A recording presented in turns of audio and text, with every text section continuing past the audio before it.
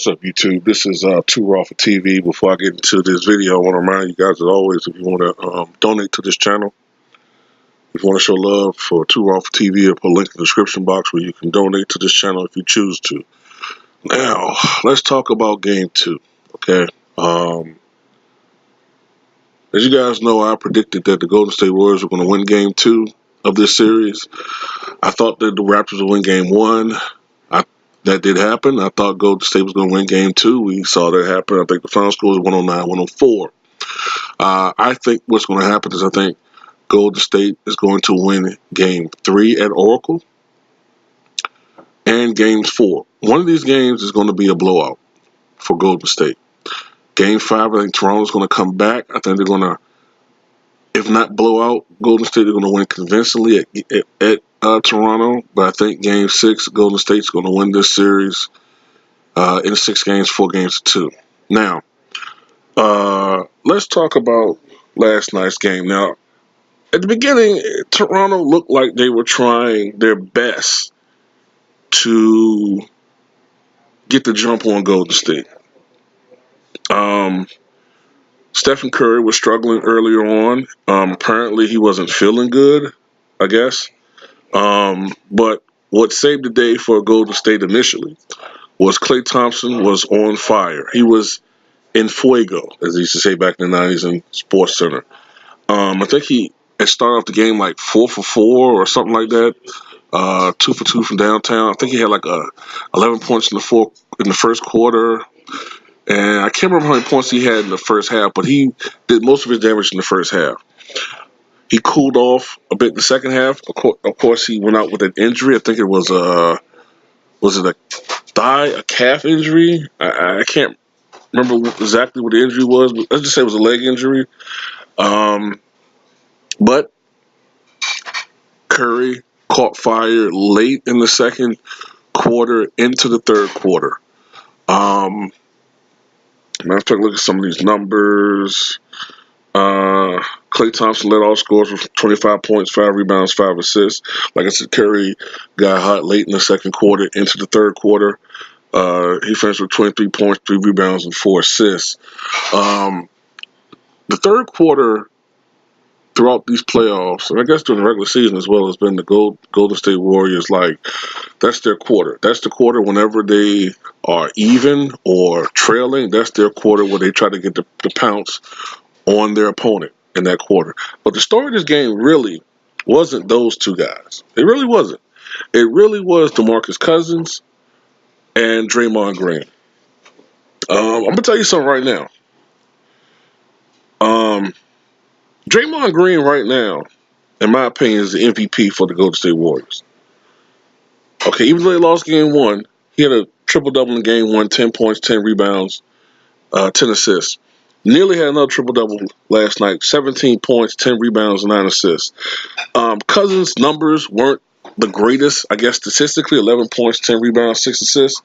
But what Draymond Green lacks in mobility, he makes up for in his ability to make shots and his ability to be a 7-footer and pass the way that he can pass. That is, it's such a bonus to have two guys in your front court. One is 7-footer. The other one is what is Draymond? 6'7"? I think I used to overestimate his height. What is he? 6'7", 6'8"?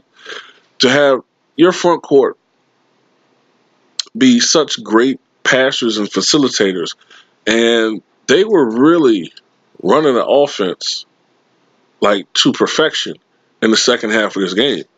And DeMarcus Cousins bring a dimension to this game for the Warriors that on the offensive end really makes it a matchup nightmare for most teams. For the Raptors, look, I think we can stop with the Michael Jordan comparisons. I mean, unless you're comparing Kawhi to Wizards Jordan, all right? Kawhi is a great player, 34 points, 14 rebounds, 3 assists, but nobody for the Raptors really shot particularly well.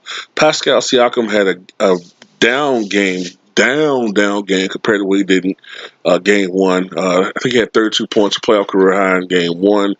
only scored 12 points in game 2. Marc Gasol only had 6 points. Kyle Lowry, 13 points. That's, I guess, decent for him. Fred VanVleet continues to play rather well. 17 points, 4 rebounds, 2 assists. But nobody shot particularly well for the Raptors, and they missed a lot of open shots down the stretch. And I'm going to tell you something. Golden State almost let the Raptors back into this game and almost gave the game away toward the end. I think what also killed the Raptors too was fouling. Okay, stupid, unnecessary fouls, which earlier on in the game, led the Golden State Warriors to a parade at the free throw line. Looking at some numbers right now, the shooting percentages. Like I said, Golden State shot 46% from the floor, which isn't bad. The Raptors only shot 37% from the floor. Golden State was 13 of 34 from beyond the arc, or a great percentage, 38%. The Raptors only shot 29% from beyond the arc. The Raptors won the rebounding battle, but look, this isn't the 80s or 90s NBA anymore. Back in the day, what you looked for, if you were just looking at stats, you would look at who won the rebounding, because that's back when the games were won in the trenches. That's when the centers still kind of dominated the play. You looked at the rebounding battle, and you looked at points in the paint and turnovers. But you looked at points in the paint and who won the rebounding battle, and that generally gave you an idea about who probably won the game. Not so much anymore. Like I said, the Raptors out-rebounded the Golden State Warriors 49-42, and points in the paint, they won the battle 44-36. But that doesn't matter as much anymore in this three-point shooting era that we are accustomed to seeing now.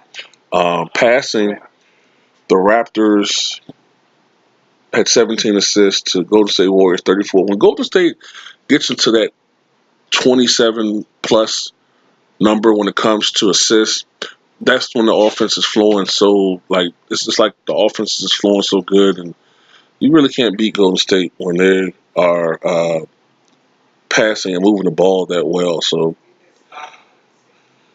look, the Raptors to me had to, I don't want to say it was a must win, but it kind of was. Now they give them home court advantage. And the scenarios, I think I've said this like 2 times before. The scenarios kind of remind me a little bit of, well, no, I can't say that because this is different.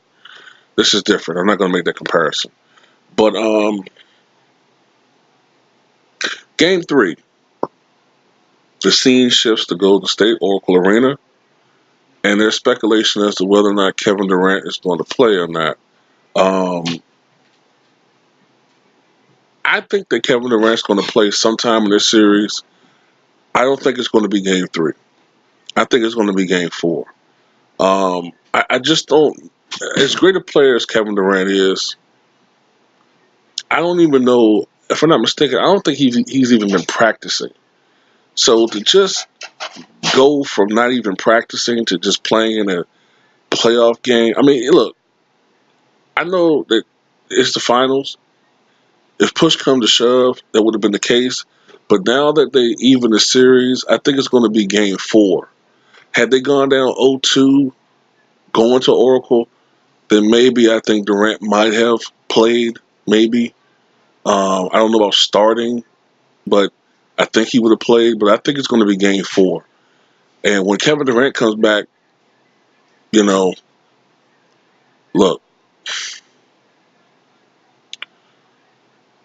the Raptors, they had a run, man. But I just don't think they're going to – I just don't think they – for the Raptors to beat the Warriors, they have to play A-plus basketball. They have to make all their shots. They have to play great defense. They can't make stupid errors out there and stupid turnovers. And that's pretty much all I got to say about this game, man. I think Golden State, even though their bench isn't the greatest that they've had in this run, kind of reminds me of the 93 Bulls, the 98 Bulls. The third team wasn't as talented as the first couple of teams.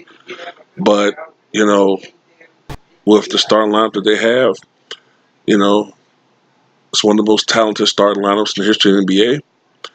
And the Raptors have their work cut out for them. Tell me what you guys think.